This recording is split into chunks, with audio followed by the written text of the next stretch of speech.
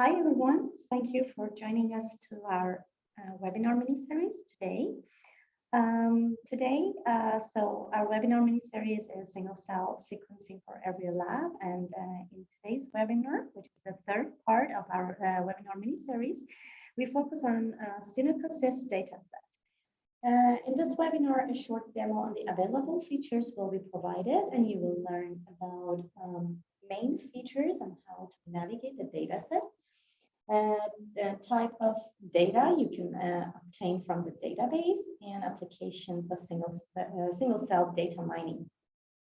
Today we have Dr. Tristan Winters as a speaker. Tristan received his master's degree in molecular biology in Zagreb, Croatia, and PhD in biochemistry from TU Dresden, Germany in 2017.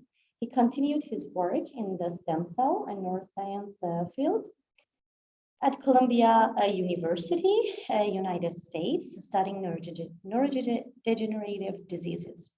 In 2020, Tristan began his work as a life science consultant for a psychiatric hospital in Zagreb. And at the beginning of 2022, joined Single Run Biotechnologies as a technical writer. He currently creates the Single Runs, the digital scientific content. So hi, Tristan. Hi. And welcome to our webinar. So the stage is yours. Okay, thank you. So hi, everybody. My name is Tristan, and I will talk about SynEcoSys clinical translation database for data mining of single-cell sequencing studies. So let's get into it. So in the last decade, single-cell sequencing has been the rising star in scientific research, exponentially, basically increasing the cell total sequenced, so high throughput, more and more high throughput. As new technologies arise, also the importance and application of these technologies rise with them. So in this decade, this was mainly important for drug development, so drug R&D. As you can see here, we have a number of pharmaceutical companies studying different types of diseases, from melanoma to different types of cancer, including HIV and other immune studies. And as a result of using this technology, they discovered several drugs for each of these diseases. As you can see, the highlighted in light blue are the cancers, which is what is the main focus of using this technology. So what can you do with this technology? Fields of application. So you can discover new druggable targets and drug designs to discover the mechanisms, let's say, of immune suppression, or you can design more efficient product. Then drug efficacy and safety assessment in clinical studies. So you can do the mechanisms in vivo or the reactions, how product lasts and what are the reactions in vivo, or maybe even toxicity. In precision medicine, you can do patient strata or predict treatment or prognosis. And you can improve treatment by look at the possible outcomes and find indications in advance. Other than that, cell therapy, antibody screening, immuno-oncology therapies, and of course, virus therapeutics or more novelty drugs. So these are the main applications that are used in these kind of studies. So as you saw, there's a lot of single-cell sequencing out there. So there's a lot of data sets from different publishers, different parts of the world. It's all there. However, this massive data has certain caveats, right? Before going into them, why would you even want to data mine? Why would you want to use this data online? Well, it skips your time and cost of the wet lab. If you can actually discover candidate drugs just by data mining, you do the bioinformatics and it works, right? So it saves you time and money. But also it can complement your real data if you do have a wet lab. So what are these caveats that I mentioned? Well, if you have a diversity of platforms and software that manage this data, they all have different formats and QC standards. So basically, if you could kind of put them all together in a golden standard, you could also intercompare them and also perform integrative analysis. Also, you need experienced bioinformaticians to do this. So this is always a problem if your lab doesn't have access to some. And it's subject to biases because when you try to do it yourself, compare two different unstandardized sets, it's subject to who is comparing that, right? So the solution is basically you should standardize the platform. You should also include the clinically relevant information because some of this information is hidden in the metadata of every data, and you need to manually extract it out, which is time consuming and usually again biased. And of course, you need to visualize it properly. So our solution would be SynEcoSys. So these are the main points of our database. When I will be talking about these points, you will also notice this icons. So the blue one is basically standardization. So standardization of data sets so that you can compare them. The purple one would be the clinical information. So we embedded clinical information metadata into that data. The red is manual curation. So all of these data points are manually curated to make sure that it's high quality and comparable. And then we have also yellow one for data-wide statistics. So once you have the data set, the whole database of all these data sets, you can actually use statistics to look what is in there and intercompare this on a massive scale. Other than that, we have modules, Cellular Lite and Celviz. Cellular Lite allows automated data analysis and cell type annotation, while Celviz is our graphical analysis module. So let's get into it. First, the standardization process. So first, manually the data is selected. So recently published high influence clinical studies, popular cancers, large scale atlas studies, or simply by request of the customer.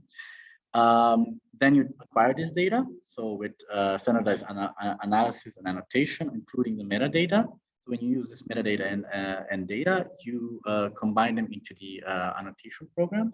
So this is important because it's repeatable in accurate automated annotation, which means that all the new data set added will be able to contribute within this standardization. So they are manually verified by professionals with decades of experience. And the standardized division is divided into subtypes of standardization and according to cell ontology. Then you have steps of verification, final inspection, finally visualization with Celviz. So this allows uniform format and standardized data naming, like let's say that you call certain types of T cells with one name and not the alternatives that exist out there because people use different names. Okay, so now when you include this standardization with our annotation and analysis module, what you can do is, let's say this is an example of one data set. You can see some of the information about this paper. The way they originally annotated, you can see to the left. So in the original publication, you have major immune cell types, fused macrophages and monocytes together. And some of the immune cells also let's say super typed. But if you look to the right, now these subtypes are divided. You have the macrophages and monocytes separate, even M1 and M2, while also some of the immune cells are more separated. You have CD4 plus effector, central memory effector T cells, and so on and so forth.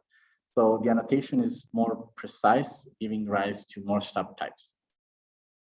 If you combine the standardization and look at the clinical information that we added, we come to our database statistics of different diseases and different cell types, tissue types being used. So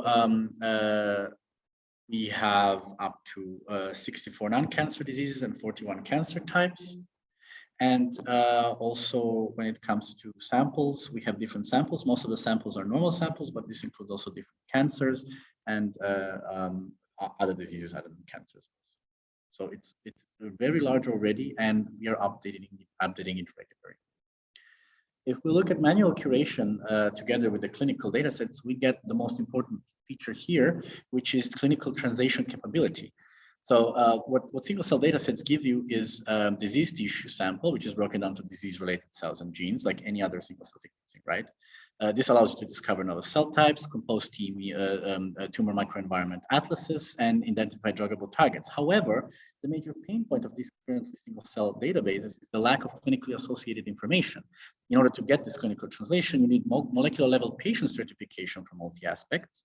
You need publicly available pathological and treatment records of sample donors, drug information for target genes, and clinical biomarkers. This is usually either in the fine print of the metadata of a publication or not present at all, which makes clinical translations difficult for data mining. So this is where SynEcoSys comes into play. So this is the clinical certification that we just mentioned, that I just mentioned to you. You basically can choose which parameters of the data within a data set you are interested in. Maybe you're interested in what organ or tissue type are available within a data set. You can also filter for that then. What treatment, is it post or pre-treatment? What drug was used? Actually, you can compare drugs also, responders, non-responders, stage of the disease, mutation, and so on and so forth. So this allows you multiple aspects of clinical data certification between patient samples. So this is something that is very important, in order to mine clinically relevant information. Also, druggable target identification you can do from publicly available single-cell data. So how does it work? Well, you have the disease and the healthy control. You do single-cell sequencing, you do bioinformatic analysis, and now you can see the differences between, of course, clusters, but also which cells belong to which sample, disease or not, and then look at the differentially expressed genes in either a format of visualization to discover which drug effects are the ones that you might want to target. And Synchron also acquired a company which works with AI to use the single cell data from the data mining and de novo design these molecules. So this is also can be done, of course, with your in-house if you have an AI module within your company, or you can, of course, collaborate with us. So now when you do this manual curation and look at the statistical data set, database-wise statistics, you can actually look at, let's say you search for a gene. This is an example of KLRB1. You can get a data-wise statistics of where this KLRB1 is expressed, so in which types of cells. As I will explain in the demo, you can take a look how many of the data sets within our database contain these cells, and how many of those cells or even data sets contain more than 0 expression of KLRB1. So if you see here 7 out of 10, that means there are 10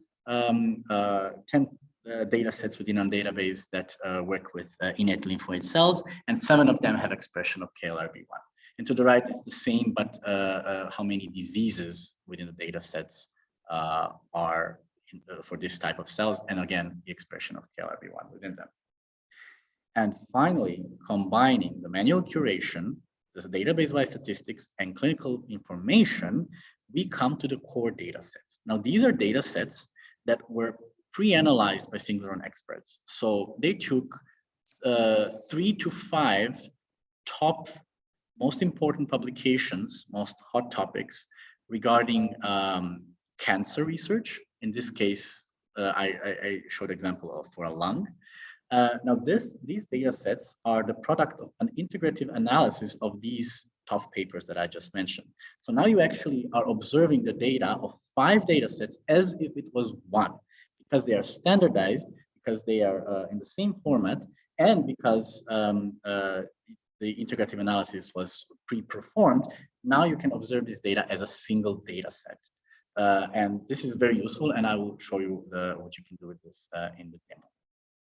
Okay, and finally, with this standardization and everything that I just mentioned, so all the major points of the SynEcoSys, we come to the whole database, and our way to show it is with the atlas, which I will again show you within a demo.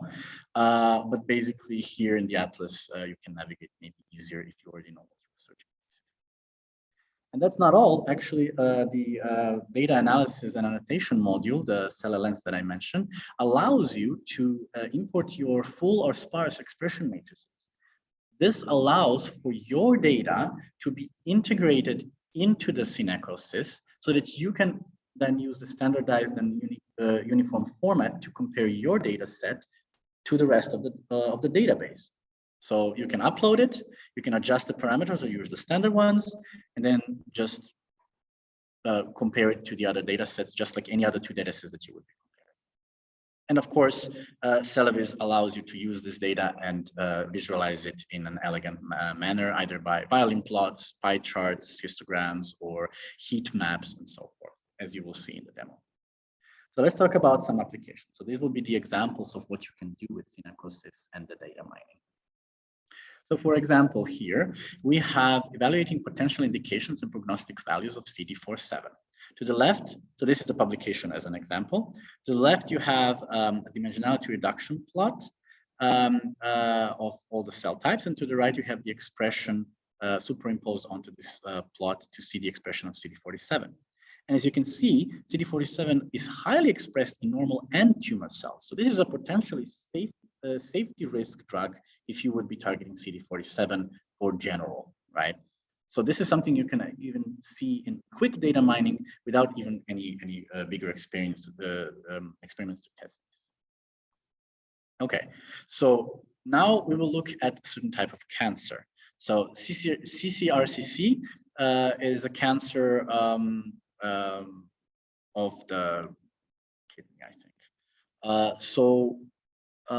If we look at this heat plot, you can see that the cancer cells actually don't express in any difference. They don't change the expression between, before or after the treatment, while the immune cells actually do.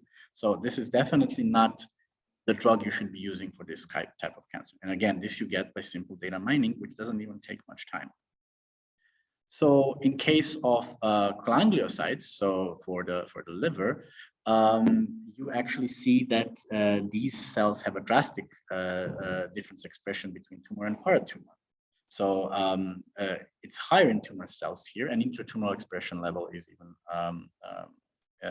higher than the peritumor one. So you can also to the right see the data. I think it's a quality control of how qualitative this data is. So basically, CD47 expression in this cancer is significantly higher than in normal tissue. So for this would be a better option to use this drug. And now finally, if you look at lung, it's highly expressed in the lung cancer cells. So during targeted therapy, CD47 is highly expressed only in tumor cells, right? So the expression in the resistance group in this case is higher than in the response group. So it gives you extra information about what this drug will do, so you can predict the treatment outcome and maybe choose a different treatment. Again, only data mining, very quick, no experiments necessary. You use the available data online already within our database. And finally, you can also detect other possible targets, like for example, in macrophages, the CRPA is a corresponding receptor, and it's expressed the same as CD47 expression, right?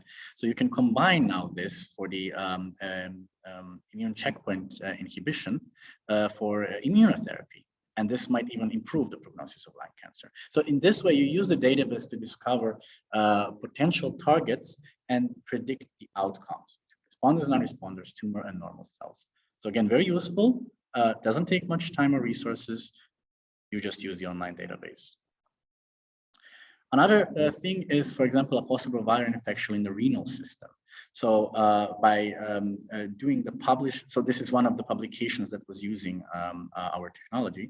And you can see here that they did partially data mining and partially in-house experiments. So by doing the whole process of single cell sequencing, in the end, they wanted to show the expression of AC2. So this way, they got what they wanted. They got the expression of AC2 in different cell types and different organ systems, and they just verified it with online data sets to see if it's compatible. So verification, right? So if we look at the core data set, I mentioned the core data set, which is the result of several data sets which had integrative analysis pre-performed on them.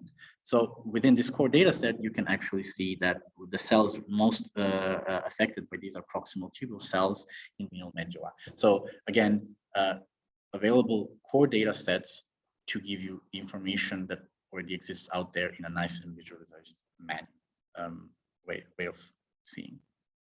So Another way is if we look at cholangiocytes AC2. So again, same procedure. In this way, also they wanted to validate it, right? So you can see different sample types, different sample cells, and they showed that cholangiocytes are basically the only relevant cell type in the whole liver that expresses AC2. Again, even just by data mining, you can see this from the statistics. For example, if you look at our data-wise statistics, cholangiocytes are high on the hierarchy of expression of AC2 within the whole of our data sets.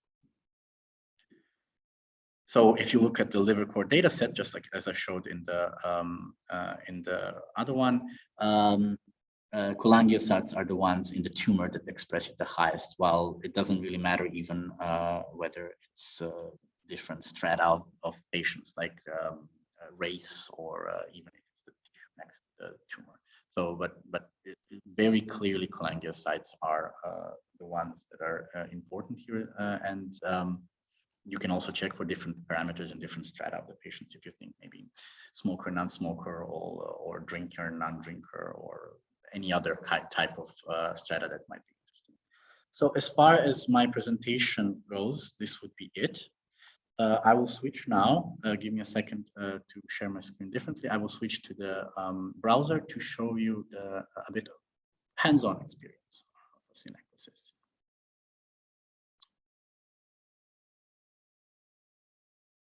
Okay. Good. Okay, so SynEcoSys looks like this. Here you have the choice to what you want to browse by, some resources like the guidebook and frequently asked questions, and the data analysis portal, which allows you to initiate your analysis of your own data and integrate it into SynEcoSys to compare the data. Here you have the data-wise statistics of how much data we have. So we actually have a choice between mus musculus, so the mouse, the human, and macaque monkeys. These are very recent. I think like 2 weeks ago, we added the non-human primates. And you can see here how many cell types were analyzed for each of these groups, how many marker genes. Marker genes are hand-picked, so manually curated marker genes for each cell type, as I will show you within the atlas. And you also see how many cells were analyzed. So altogether, we have almost 20 million cells of data sets here. And also how many tissue types were analyzed. So you can see that humans are almost 50 tissue types, right? Okay, so let's go quickly first through the atlas because it gives you a nice overview, and then we will go by different browsing styles. So the atlas basically, sorry, let me maybe show you first like this. So you can choose which atlas between the three. As you click, the picture changes. You can, I will take a human one as example. You can hover over the body to which system you might be interested in, or you can just find it to the side. So I will choose a nervous system as an example. So here are the types of tissues, organs rather, you can find within the system. And let's say that you are interested, you want to check for microglia, you will find them in the brain, right? So there are 37 data sets, 37 publications that contributed to this information. And there are 108 cell types designed, annotated within those systems. And the markers, there are over 1,000 markers for these different cells. So let's look at cell types, for example. I would like to find some microglia. So they are glial cells. Sorry, no, they are immune cells. And you can find them in mononuclear phagocytes. And you can find microglia here. When you click on that, you get the canonical markers, which were manually picked by the experts that are curating the database. And you can find this for all cells, including the superclusters of cells. So not just microglia, you can look at mononuclear phagocytes themselves. And then, of course, there are more markers, more subtypes. Okay. So that's the way you can navigate the atlas. The other way you can do, I will actually start with the way you can go through genes. So again, I will take the same gene example, KLRB1. When you do this, you need to select something from a drop-down menu. So you cannot just write it.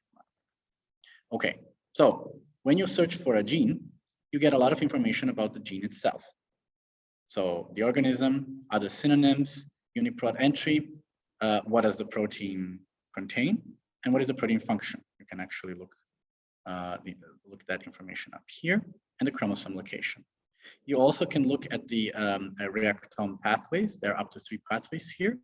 So the pathway name and the pathway ID, so which this gene is implicated in. You can also have, if there is a wiki pathway information, you can have this information too. All of this gene is not a good example for this, but if you pick other genes, hot genes for drug as a drug target, you will actually see a list of all drugs used in our data sets that were shown to work against the target gene. It will give you a lot of information about this, like the Campbell information and the drug central information, the name, what protein it targets, what is the effect, and so on. You can also look at the bulk data. So there is bulk data also within those single cell data in our data sets. So we also have the data-wise statistic for this. So TCGA is for different types of cancers. You can see the bulk expression of those. So bulk sequencing, not single cell sequencing, bulk RNA sequencing. Here we can look for different cell lines, right? So cell lines bulk sequencing, and finally normal tissue. This is UTX. So for normal tissue, how does bulk sequencing look for this gene? Of course. So this is some bulk sequencing information. Now this might seem familiar because I showed it in the presentation. So again, when you search for a gene, it gives you a database-wide distribution of this gene. It tells you in which types of cells this gene is present within your data set. So if you look at the 3rd row, the innate lymphoid cells, there are 10, so you can see here 10 types of tissues where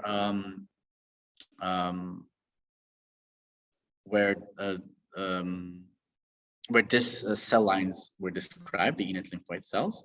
And then out of those 10, 7 have more than 0 expression level of your gene of query. So the last 3 have none, and that's why it's 7 out of 10. So out of all data sets that contain these cells, 7 contain the expression of your gene.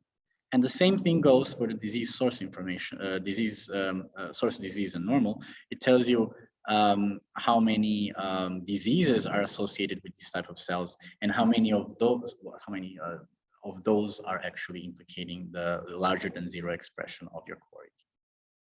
So these are the core data sets that I mentioned. So they're the same no matter what you do. If you search for this gene or you go into a different way, like search by study, for example, when you click on kidney, it's the same 3 to 5 publications that were that integrative analysis were performed on them, and you can look at it as a single data set. And I will go into that also. So these are now all the publications. So 270 publications or data sets are talking about this or mentioning this gene and its expression. And we have 403 data sets altogether in our database. And now you can look at these. You can look at different parameters like number of cells, samples, which species, and so on. So all this information you have here. You have 2 options. You either view each of them individually, or you select up to 5 to the side so that you still do see them individually, but they are compared next to each other, so you can easily compare up to five different publications by looking at their t-SNP plots or some gene expression maps. So I will actually go directly into the core data set, because if you go into a single data set, the information that you can get there and the visualization is the same, except you have less options to compare different data and do different kinds of analysis. So basically, I will just use the kidney as an example because it contains both information. So these are the 3 papers, 3 data set that were used to obtain this information. And here you can see some statistics about it. So this is how many cells there are, and these are the 3 papers that I mentioned, and how much of each paper has. Same for samples, organ types, tissue types, disease, sample type, mutation, and type of treatment, and model, of course. So if you want to go to data analysis, you just click here. And the first that's going to happen is you're going to look at the dimensionality reduction plot and all the cell types. So this is how the data set looks like. So what you're looking at now here is the dimensionality reduction, the UMAP version, of all 3 data sets superimposed as a result of integrative data analysis. what you can do, this is very interactive. You can, for example, choose that you want to look at only major cell types and not those subtypes that our special module can subdivide. So I will just give this as an example. I'm afraid that it might take too long. Okay, so now you have less of them, right? You can do the same for different types of sample and sample groups, but I will go back to sample subtypes just to show you other options.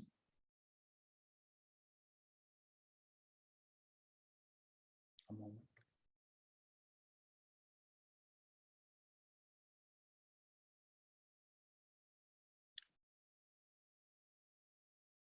Okay, so what you can also do is exclude or highlight some of the clusters. So let's say you want to see mononuclear phagocytes. If you click this, they will be highlighted in black.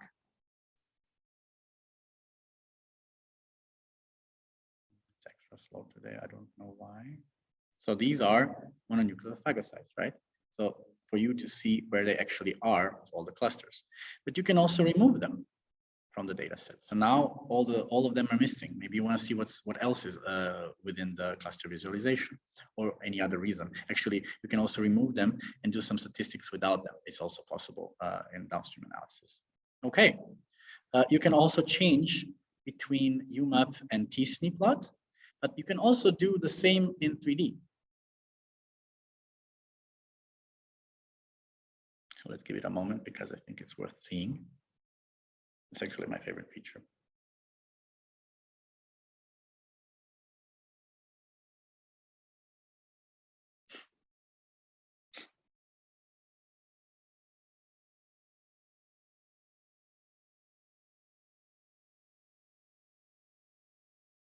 Usually it is not that slow, gives the results very fast. Okay, so you actually can then look at in 3D from different angles. And it includes selecting and deselecting if you want to go deeper into each cluster. So this is definitely one of my favorite features to look at if you want to compare clusters by eye before going into the analysis. Okay, so the three main options of what you can do with your data analysis is gene expression, cellular composition, and differential gene expression. So by gene expression, let's see that we want, maybe I already did it here. Yes. So if I type in EGFR, for example, and CD4,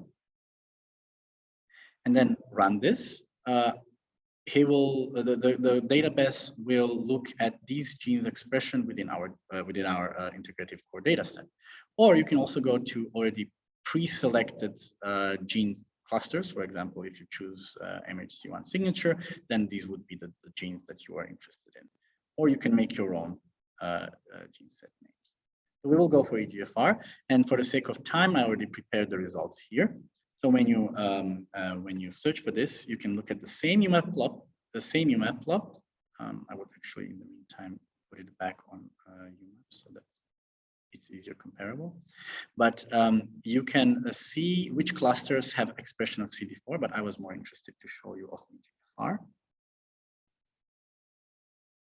Oh no, okay, I shouldn't have done that. Then let's go to the original one. Maybe it doesn't take long.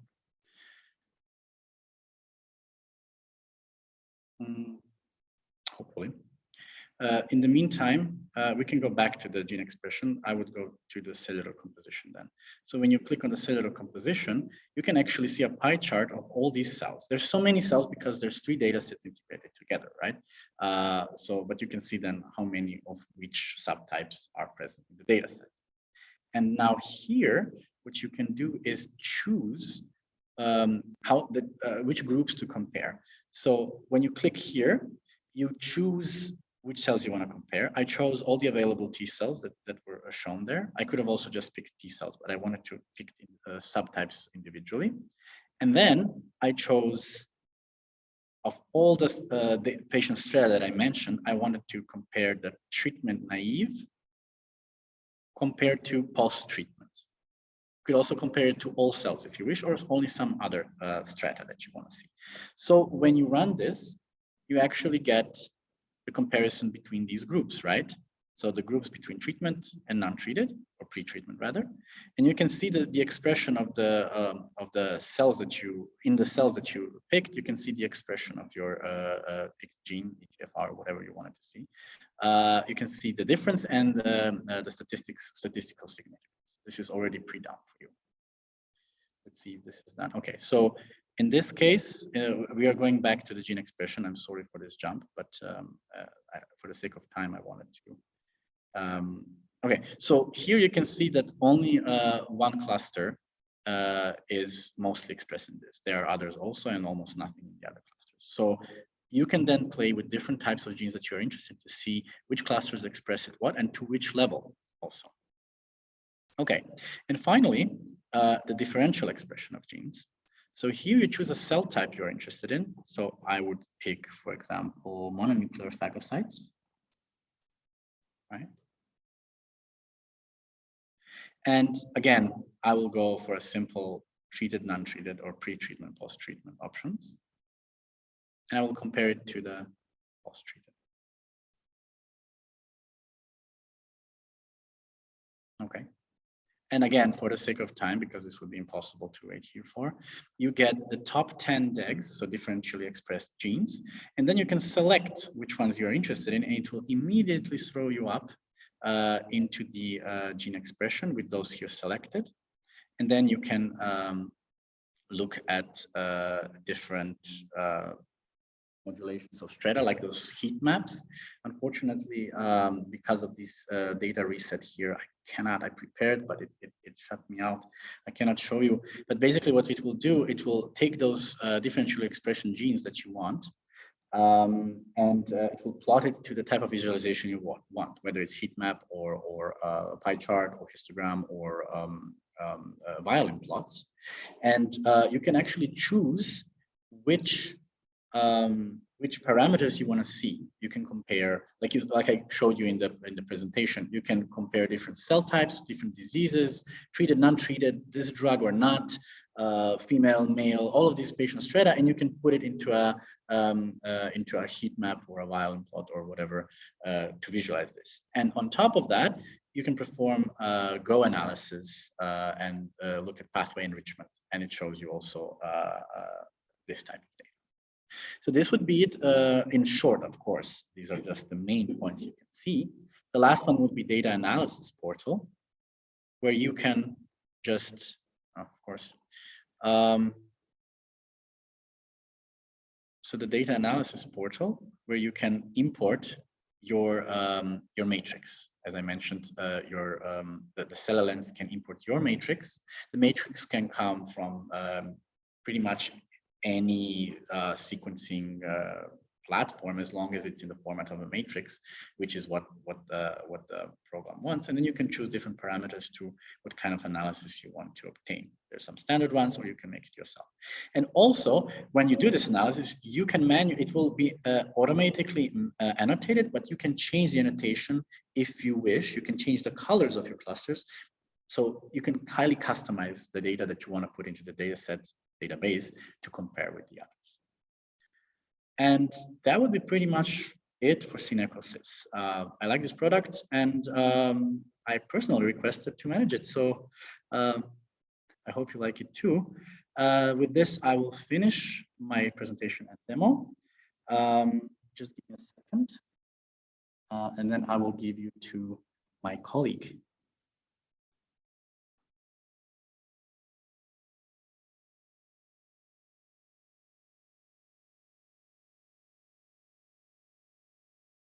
Yes, thank you so much for the interesting talk.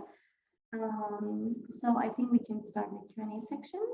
If you have any question, just write into the Q&A section, and our colleagues here would be happy to answer all of your questions. Yeah, so they asked about the privacy policy for the patient's data. How would you manage it? So the thing is, this data set is only comprised of publicly available data. So if the data is already published, it's already gone through this privacy management. So you can find a paper online on PubMed, and all the data that is there has already been selected and managed in such a policy manner, right? So we are working only with publicly available data, so nothing is put out without already being checked. Okay. And what is the difference between core data set and standard data set? Well, standard data set is just one publication, right? So you go to this one data set. An example that I gave was, for example, this first paper of the gene query that I showed. And if you go in there, you will see everything about the paper in this standardized format that I mentioned, right? And that's it. You get all this data from this one paper. However, if you want to compare 3 papers, they will be just put next to each other, 3 UMAP plots, for example, and 3 different analyses.